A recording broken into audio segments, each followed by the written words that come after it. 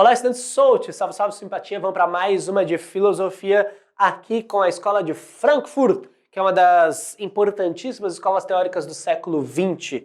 Vamos entender um pouquinho mais sobre isso? Bora lá então. Então tá aqui, né, o Instituto de Pesquisa Social lá na Universidade de Frankfurt, que é a origem dessa corrente de pensamento, tá? Então é essencial e ela buscou interpretar as transformações que estão acontecendo no século XX, as grandes transformações, sobretudo advindas aí da tecnologia, mas passando aí por uma questão das sociedades de massa, a ascensão de regimes totalitários, entre outras questões. Muito bem, tá? A Escola de Frankfurt vai ter pelo menos 2 gerações. Alguns autores já falam até em 3 gerações. Mas a primeira geração, que aí nós temos o Adorno, o Horkheimer, o Marcuse, o Fromm, o Benjamin, entre outros autores, e a segunda geração, da qual possivelmente o sujeito mais famoso é o Habermas, mas também temos o Otto Oppel e temos o Honneth. Então, é tão importante essa escola de pensamento crítica que ela vai ter ao longo do tempo as suas gerações, tá? Então a escola de Frankfurt, ela se confunde com o século XX, certo? Ela tem o objetivo de criar uma teoria social para buscar explicar algumas das grandes questões que estão acontecendo sobre o desenvolvimento do capitalismo, sobre essa sociedade de massas, sobre a questão da mudança da cultura. Então nós temos várias perguntas, né? A multiplicação dos meios de comunicação, o fim da autonomia entre cultura e economia e a decadência de valores civilizatórios são algumas das questões que movem o debate aqui. Essa crise civilizatória que o século XX enfrenta talvez seja a maior angústia dos frankfurtianos. Porque, vamos tentar entender da seguinte maneira, certo? Nós temos desde o Renascimento, lá ainda na Idade Média, no século XIV, né, 1300 e tanto, nós temos um avanço em direção à racionalidade. Depois nós vamos passar pelas revoluções científicas, onde a gente consegue desvendar algumas das leis da natureza, como na física, na química, na biologia. Depois, então, nós temos o iluminismo no século XVIII, na ideia de que nós temos que buscar liberdade, igualdade, na ideia, inclusive, né, de cidadania, de direitos. Então nós estávamos num avanço que tinha tudo para se concretizar cada vez mais, certo? Só que o que vai acontecer no início do século XX? Guerra, violência, crise. Então nós temos a devastadora Primeira Guerra Mundial. Logo após nós temos já o crescimento das ideias fascistas e nazifascistas. Lembre-se que eles estão na Alemanha, inclusive vários deles não, né, a totalidade deles vai ser perseguidos pelos nazistas. Nós temos posteriormente a Segunda Guerra Mundial. Então nós temos essas atrocidades. E uma das interrogações é, muitas dessas atrocidades foram feitas em nome de um suposto progresso, em nome de uma suposta civilização. Veja, por exemplo, o caso do Hitler, a ideia de levar uma sociedade melhorada, a eugenia. Então são valores da civilização, do progresso, que levam a tragédias, a crimes contra a humanidade. E agora? O próprio capitalismo, que agora se apropria inclusive da cultura, daquilo que a gente fazia não para ganhar dinheiro, mas para elevação do espírito, como diria Kant, agora vira mercadoria, indústria cultural. E aí? Como é que fica?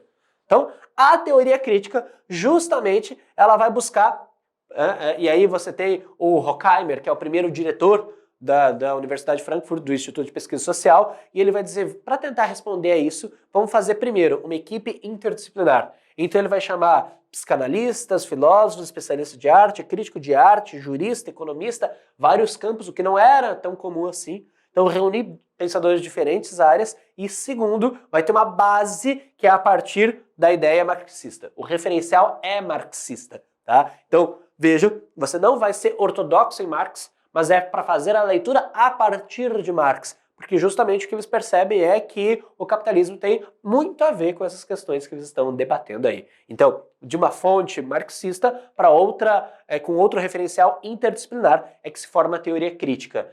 Escola de Frankfurt é a escola da teoria crítica. E por que teoria crítica? Pois bem, porque o predominante até então é o que é chamada teoria tradicional, né?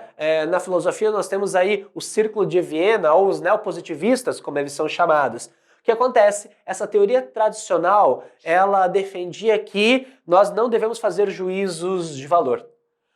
Já a Escola de Frankfurt vai chamar essa teoria de tradicional, vai chamar aí o pessoal do neopositivismo justamente de uma razão instrumental. Atenção a esse ponto, é muito importante. Razão instrumental, por quê? Porque a racionalidade aqui serviria apenas para um avanço sem pensar sobre o que está acontecendo, sem um julgamento ético de como está acontecendo esse progresso, sem perceber, sem reconhecer as contradições, os problemas e os dilemas que tem nesse avanço civilizatório. E aí, justamente, em contrapartida dessa teoria tradicional, que eles propõem uma teoria crítica, tá? Então, essa teoria tradicional que estaria em voga não percebe, não contempla, não reconhece as contradições, as complexidades. E temos um exemplo bem dado, que é o quê? Que é como boa parte dessa teoria tradicional vai acabar apoiando, ou pelo menos não fazendo julgamentos sobre os regimes totalitários. Por quê? Na ideia de que, não, a ciência, a razão, ela deve ser neutra, ela não deve emitir julgamentos. Mas olha só como está destruindo a própria humanidade.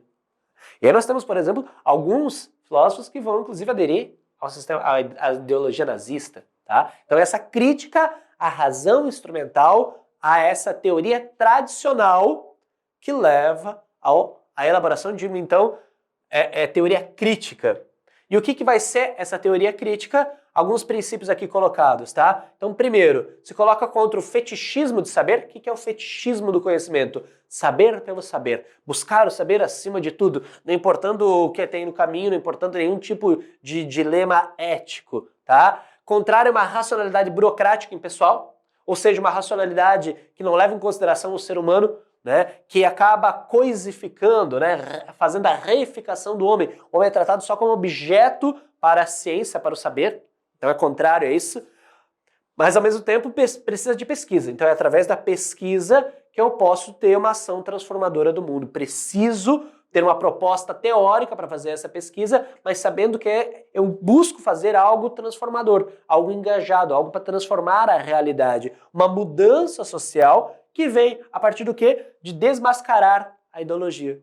Então, olha só, esses sujeitos colocam-se como engajados, colocam-se como ativos nesse processo de transformação, e para eles é fundamental o quê? Tirar a máscara de uma certa, né, da teoria tradicional, de uma certa neutralidade, de não fazer julgamentos, de ser impessoal. Então veja, ela visa a emancipação dos trabalhadores, ao tentar então revelar as estratégias do capitalismo, como por exemplo na indústria cultural ou na alienação. Alguns dos seus pensadores, destacando aqui rapidamente o Adorno, junto com o Horkheimer, é criador da ideia de indústria cultural, então esse negativo aqui do Adorno é justamente para a indústria cultural, e diz, olha, agora o capitalismo chegou na cultura e faz essa cultura para as massas com uma padronização que acaba controlando tudo, tá? E essa cultura ela vai sendo imposta ao indivíduo. A indústria cultural impõe você a seguir esse determinado caminho, certo? E vai sempre reforçando que esse é o correto, se você não segue isso, está equivocado. E ele vai falar, né? Com o século XX nós temos então fundamentalmente a capacidade de termos uma amplificação dessa cultura que chega mais longe dizendo o que é correto e que destrói as culturas populares, por exemplo, tá? O Horkheimer, junto com Adorno, então, vai ser justamente o sujeito responsável pelo termo indústria cultural. Eles têm um livro, né, Dialética do Esclarecimento, muito interessante, bem importante. Então, faz muita crítica o Horkheimer a essa razão instrumental, à sociedade moderna que aliena, que burocratiza, que faz o homem, né, ser impessoal ao próprio homem, um grande opositor do nazismo, e justamente acredita que é função da academia, do Instituto de Pesquisa Social, trabalhar pela emancipação do homem das estruturas opressivas. O homem precisa, o sujeito, o ser humano precisa emancipar-se, libertar-se dessa estrutura que o aprisiona, inclusive agora através da cultura. Indústria cultural, então, falando um pouquinho sobre este conceito, é quando a cultura não é mais livre, é quando a cultura passa a ser dominada pela lógica comercial. Então, primeiro, nós temos uma padronização. Essa indústria cultural serve para ela moldar valores, ela acaba criando, reforçando e replicando gostos, valores. Então, por exemplo, é fundamental no Ocidente a cultura do McDonald's. Então, essa ideia de comer no McDonald's é status, é bom, coma.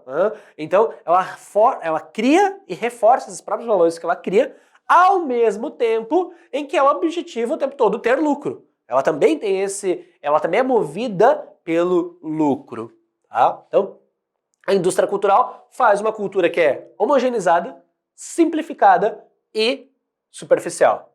Seus produtos já são pré-definidos, eles são sem nenhum tipo de profundidade, porque justamente eles querem a perpetuação das ideologias dominantes. A gente vai encontrar, sobretudo em charges, sobretudo em desenhos, muitas críticas à indústria cultural, mesmo não se utilizando muitas vezes desse conceito, mas a crítica está colocada, né? Cada um de nós vive alienado pela televisão, ou a mídia dizendo como a gente deve se alimentar, o que a gente deve fazer. Né? Isso é interessantíssimo, por exemplo, se você pensar em como a televisão, os meios de comunicação de maneira mais ampla, eles acabam moldando os nossos valores, aquilo que é considerado certo, errado, o que nós devemos fazer, como nos comportar. A gente vai utilizando-se dos exemplos que a mídia justamente nos coloca.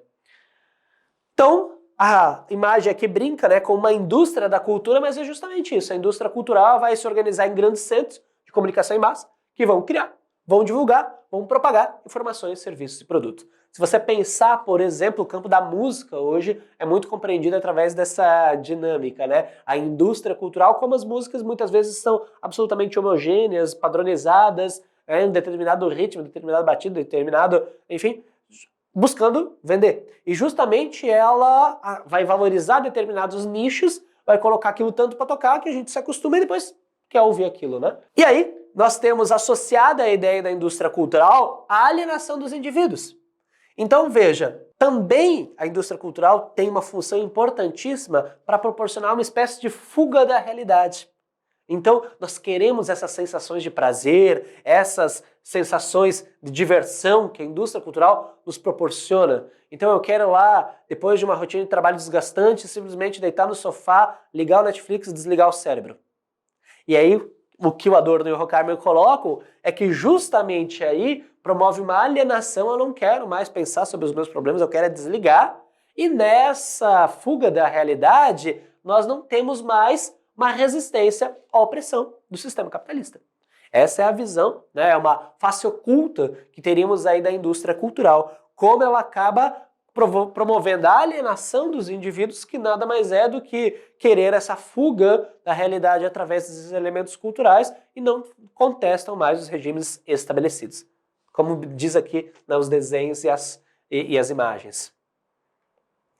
Aqui uma citação justamente, né, do Adorno, Indústria Cultural e Sociedade. A indústria cultural perfidamente realizou o homem como ser genérico. Cada um é apenas aquilo que qualquer outro pode substituir. Uma coisa fungível, um exemplar. Então a indústria cultural realiza o homem como genérico, qualquer um faz. O próximo cantor é qualquer um que vai receber um determinado tipo de gel no cabelo, determinada costura, uma determinada roupa, vai cantar versos elaborados por outro, vai ser um ser genérico qualquer, produzido e depois facilmente substituído. O homem como ser genérico na indústria cultural, segundo o Adorno, né? E aqui uma charge do Calvin para a gente fechar. Certo? Essa foi a Escola de Frankfurt e a Teoria Crítica. Bons estudos. Até a próxima.